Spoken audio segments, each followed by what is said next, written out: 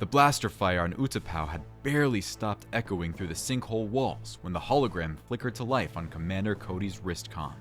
General Grievous lay in pieces at the bottom of the pit, smoke still curling from where Obi-Wan's blaster bolt had punched through the cyborg's gut sac. Cody stood among his men in the upper landing platform, the acrid smell of Tabana gas still thick in the air, watching his Jedi General mount his Varactyl to pursue the last pockets of Separatist resistance below.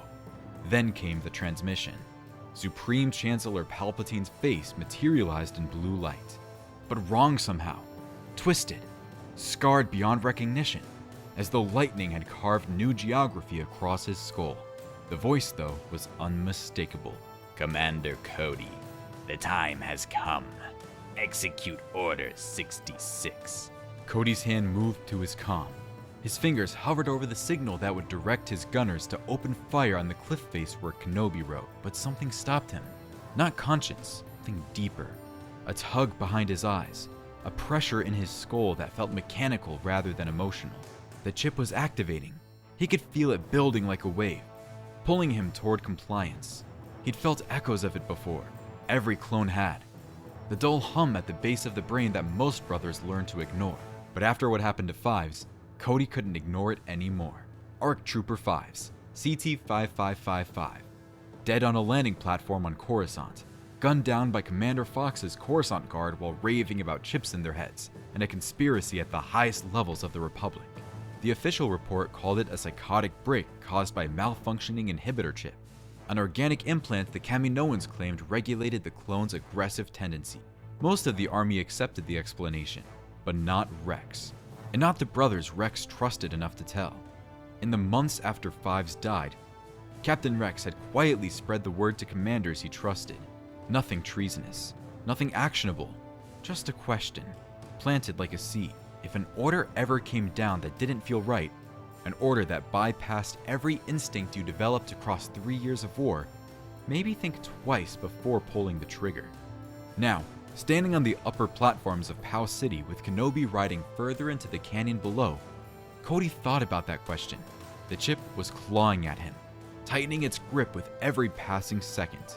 He thought about 3 years of fighting beside a man who'd pulled wounded troopers out of kill zones with his bare hands, who called every clone by name, who treated them less like soldiers and more like men.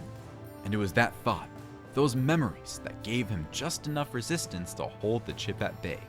Not defeat it, not forever, but long enough. Cody lowered his hand. "Stand down," he said to his gunners, his voice strained. "Something's not right." Across the galaxy, in those same critical seconds, the command was reaching thousands of clone officers on hundreds of worlds. On Kashyyyk, scout troopers flanking Master Yoda received the signal. On Mygeeto, Ki-Adi-Mundi's battalion got the same blue hologram. On Felucia, on Cato Naimoidia, on Selukami, every active front, every garrison, every Venator-class cruiser in hyperspace. And on every front, something remarkable happened. Not uniformity. Clones were individuals, despite what the galaxy believed. Some obeyed without hesitation. On Mygeeto, Commander Bakara's Marines opened fire on Ki-Adi-Mundi, and the Serayan Jedi Master fell in a hail of blaster bolts before he could ignite his second blade. On Cato Neimoidia, Plo Koon's starfighter was vaporized by his own wingmen. But these were the exceptions. On most fronts, the hesitation was long enough. A half-second delay. A question mark where there should have been a period. And in that half-second, the Jedi, trained from birth to sense shifts in emotion, felt the confusion rather than the cold certainty of betrayal. They didn't feel murder coming. They felt doubt, and doubt was survivable. Enjoying our alternative Star Wars universe? Consider liking and hitting the hype button to show us your support. Don't forget to subscribe for more mind-bending tales from the Star Wars universe. Aboard the Venator-class Star Destroyer cruising through hyperspace above Mandalore, Captain Rex was in mid-step in a corridor when the chip activated. It hit him like a stun grenade detonating inside his skull. His vision narrowed. His hand went to his sidearm. Down the corridor, Commander Ahsoka Tano, technically no longer a Jedi, but that distinction meant nothing to a behavioral modification chip, was walking toward him. Her mantra silhouetted against the overhead lights. The chip screamed at him. Kill. Comply. Execute. Rex's legs buckled. He hit one knee, both hands pressed against his helmet. Ahsoka was beside him in an instant, lightsabers unlit, her hand on his shoulder. Rex, what's wrong? Ahsoka. He forced the words through clenched teeth. Find Fives. Find him. It barely made sense. Fives was dead, but it was the only thing Rex could say that pointed to the chip, the conspiracy, everything Fives had tried to tell them. Ahsoka's eyes widened. She remembered. She'd been there when Fives died, had heard his frantic warnings about a plot against the Jedi, about chips that could turn the entire clone army into executioners. At the time, it had sounded impossible. Now, watching Rex fight something inside his own head, she understood. Rex ripped his helmet off. Sweat poured down his face. The Order. It came through. I can feel it trying to take over. You have to help me. Get the chip out, or get away from me. What happened next would become a legend among the clone army. Ahsoka didn't run.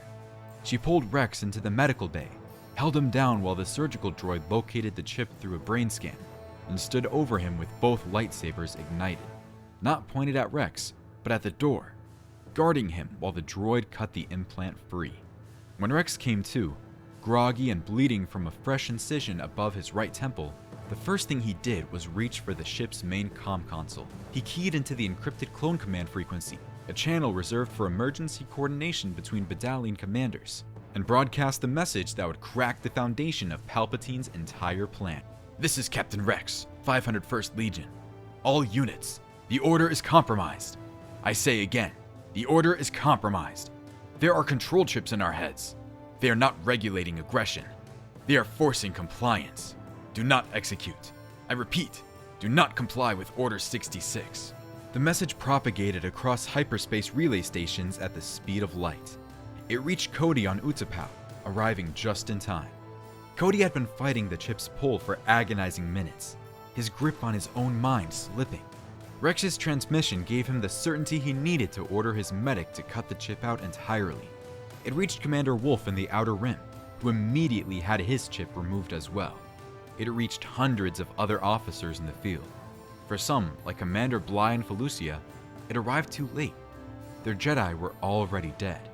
But for most, Rex's transmission landed in the same window as Palpatine's order, and the clones were forced to choose between two commands, the Chancellor's cold instruction and their brother's desperate warning. Most chose their brother. In the Jedi Temple on Coruscant, the Force shuddered. Every knight and master still on world felt it, a great disturbance, like a scream that never fully formed. Something terrible was happening, but it wasn't the wave of death they might have expected. It was chaos, confusion, the dark side urging through the galaxy like a pressure wave, but meeting resistance it hadn't anticipated. Obi-Wan was the first field commander to make contact, having commandeered a separatist fighter on Utapau after Cody's hesitation saved his life. The report was terse. The Supreme Chancellor had ordered the clone army to execute the Jedi. Within the hour, fragmented casualty reports flooded in. Depa Billaba, dead on Kaller. Ki-Adi-Mundi, dead on Megiddo. Plo Koon, vaporized above Cato Naimoidia. Isla Secura, cut down on Felucia before Rex's signal reached Commander Bly. When it did reach him, minutes too late, Bly simply stopped. He stood over her body, removed his helmet, and said nothing for a very long time. But the list of survivors was longer. Yoda had escaped into the Wookiee forest of Kashyyyk with help from Chewbacca and Tarful. Obi-Wan lived. Dozens of lesser-known Jedi across the galaxy found themselves surrounded not by executioners, but by confused drones asking what was happening. The surviving Jedi Council convened by hologram. The picture was horrifying. The clone army had been designed from inception to destroy them. The inhibitor chips weren't safety measures, they were kill switches, and the architect of this trap was Supreme Chancellor Palpatine.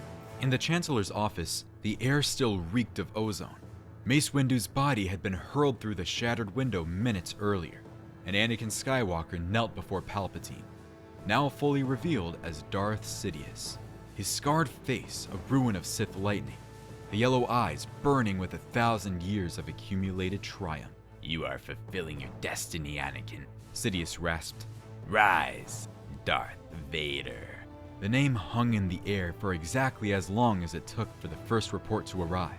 A holographic display flickered to life. Clone commanders on Utapau refusing. Kashyyyk, target escaped. The 501st flagship, broadcasting countermanding signals across all frequency. For the first time in decades, genuine surprise crossed Sidious's features. The chips should have ensured total instantaneous compliance, but Fives had pulled back the curtain just enough, and Rex had kicked the door wide open. Sidious turned to Anakin. The Jedi have corrupted elements of the clone army. You must go to the Jedi Temple, Lord Vader. The traitors must be dealt with. Anakin hesitated. He had turned to the dark side for one reason, to save Padme. Everything else was secondary, but marching on the Jedi Temple was an escalation that even Anakin recognized as irreversible. He told Sidious he would go, but first, he needed to secure Padme's safety, to move her somewhere beyond the Jedi's reach. Sidious, preoccupied with the cascading military failures flooding his command network, waved him off. It was a rare miscalculation. The Sith Lord was so consumed with salvaging the wreckage of Order 66 that he failed to notice his apprentice's resolve was already beginning to crack. While Coruscant held its breath, the clone intelligence network moved fast. Rex's broadcast had shattered 3 years of unquestioning loyalty. Clone commando squads, trained for independent thinking far beyond standard troopers, began conducting autopsies on removed from willing volunteers. The findings confirmed the worst. The chips weren't inhibitors. They were behavioral override devices capable of suppressing independent thought. Order 66 was one of 150 contingency and the only one targeting the Jedi. The evidence trail led to Kamino. The Kaminoans, Lama Su, Nala Se, had overseen the chip program from the beginning. Whether they'd known its true purpose or simply followed specifications was, to the clones, irrelevant. On the days following Order 66's failure, Commander Cody, now free of his chip and burning with the cold fury of a soldier who'd nearly murdered his closest friend, organized the assault himself. 3 Venators carrying elements of the 212th, the Wolfpack, and a detachment from Rex's 501st dropped out of hyperspace above Tipoca City.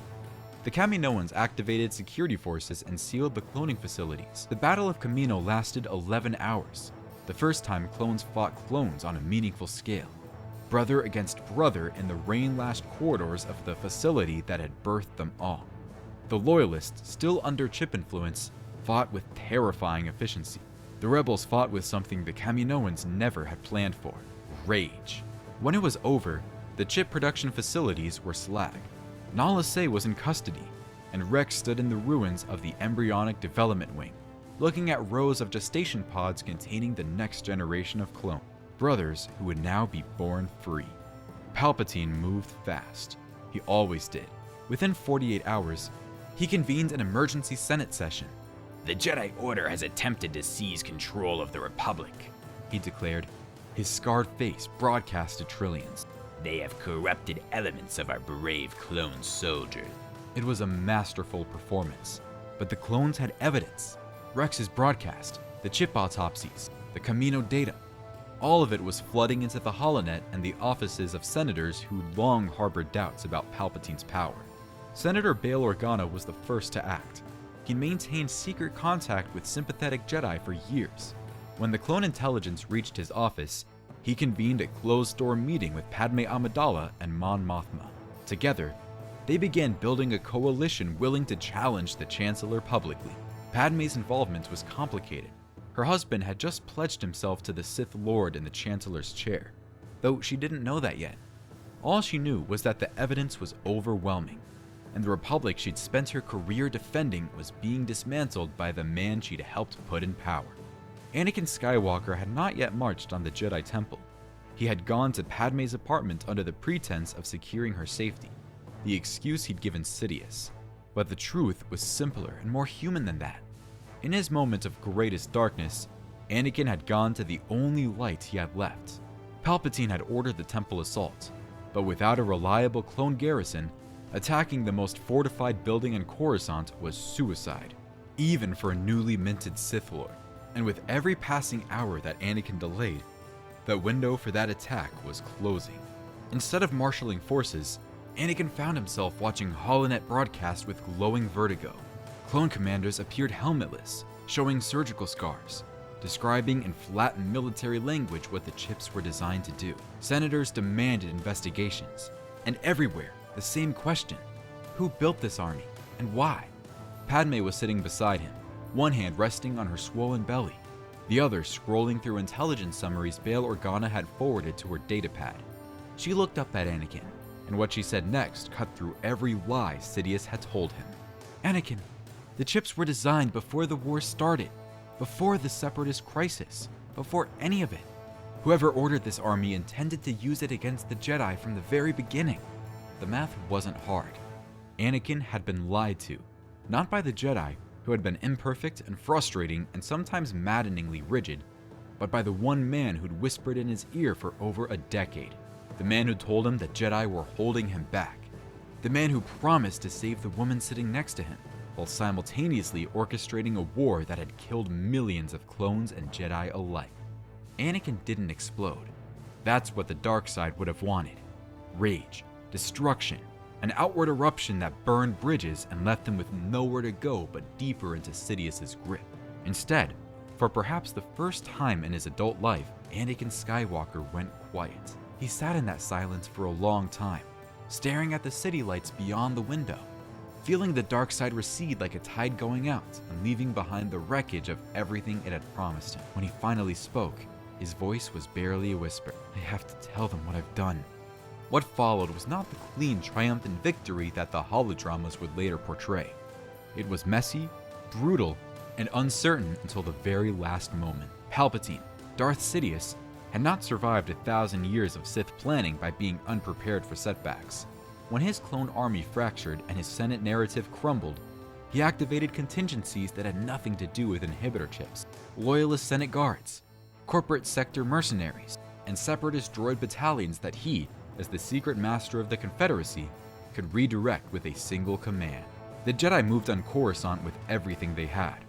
Over the course of the preceding days, Republic forces had been converging on the capital. Yoda returning from Kashyyyk aboard a Wookiee gunship, Obi-Wan rallying local units from the Mid-Rim, and elements of the 501st and 212th arriving after the victory at Kamino. These were men who had willingly removed their chips and chosen to fight beside their Jedi generals. For the first time, the Grand Army of the Republic entered battle not as an instrument of a hidden Sith master, but as free soldiers choosing their own cause. The battle for the Senate district lasted 2 days. Sidious fought with the full power of the dark side, and even diminished in resources, he was terrifyingly effective. Senate guards died by the dozen. Clone troopers were hurled into walls by invisible hands. It took the combined efforts of Yoda and Obi-Wan, fighting together in the Chancellor's ruined office to finally corner the Sith Lord. Then, Anakin arrived. He came alone, without his lightsaber ignited, walking through the blasted corridors of the Senate building past the bodies of men who died for both sides of a war one man created. He found Sidious pinned between two of the most powerful Jedi in the galaxy, yellow eyes blazing, still hissing promises of power and salvation. Anakin, Sidious rasped. help me.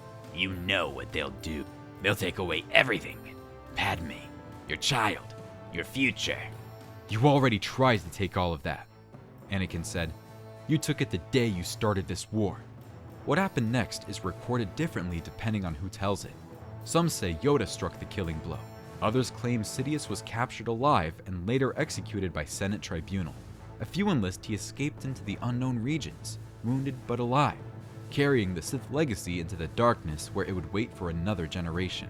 But every version of the story agrees on one thing. The 1,000-year plan of the Sith ended not with the triumphant execution of Order 66, but with its spectacular failure, brought about not by Jedi wisdom, not by Senate courage, but by drones, the expendable soldiers, the men without names who gave themselves names, the army that was never supposed to think or feel or choose. They chose. In the years that followed, the galaxy rebuilt, slowly, painfully, and imperfectly. Palpatine's political infrastructure ran deep, and rooting it out took years. The Jedi Order, shaken by how close it had come to annihilation, began reforming itself. The rigid doctrines that had driven Anakin toward the dark side The prohibition on attachment, the suppression of emotion, the arrogance of certainty were examined honestly for the first time in centuries. Anakin was not welcomed back into the Order. He stood before the reconvened council and confessed everything: his marriage to Padme, the Tusken Raiders, Mace Windu, his pledge to the Sith. He was stripped of his rank and barred from training others, but not imprisoned. Yoda admitted that the Order's failure with Anakin was as much the Council's responsibility as Anakin's own. But the true legacy of this altered history belongs to the clones. Commander Rex and Commander Cody became the first non-Jedi officers ever granted permanent seats on the Republic Military Advisory Council. The Clone Army was formally emancipated by Senate decree, no longer property of the Republic, but citizens with full rights. Some chose to continue serving. Others laid down their weapons and scattered across the galaxy, building lives that had never been part of their original program. They became farmers on Saleucami, mechanics on Corellia, teachers on Naboo. They married. They raised children who would never see the inside of a gestation pod. And on Kamino, in the ruins of Tipoca City, someone erected a simple monument. No grand statue, no sweeping inscription, just a single clone trooper helmet. Rex's, some say, though he never confirmed it, resting on a stone pedestal above the churning ocean. Beneath it, a single line etched into the stone: "We were built to obey. We chose to be free." The galaxy's first rebellion was not the Rebel Alliance. It was not born on Yavin or forged in the fires of Scarif. It was born in the mind of a single ARC trooper named Fives, who died trying to tell the truth. And it was carried forward by his brothers, men who were never supposed to be men at all, who looked at the order they were given and said no. Not because they were programmed to resist, but because they remembered what it meant to choose. If you enjoyed this journey into an alternative Star Wars universe, where destiny takes unexpected turns and balance means something entirely different, make sure to subscribe to our channel. We explore the infinite possibilities hidden within the galaxy far, far away, asking the questions that reshape everything you thought you knew. The Force has many paths. Come discover them with us.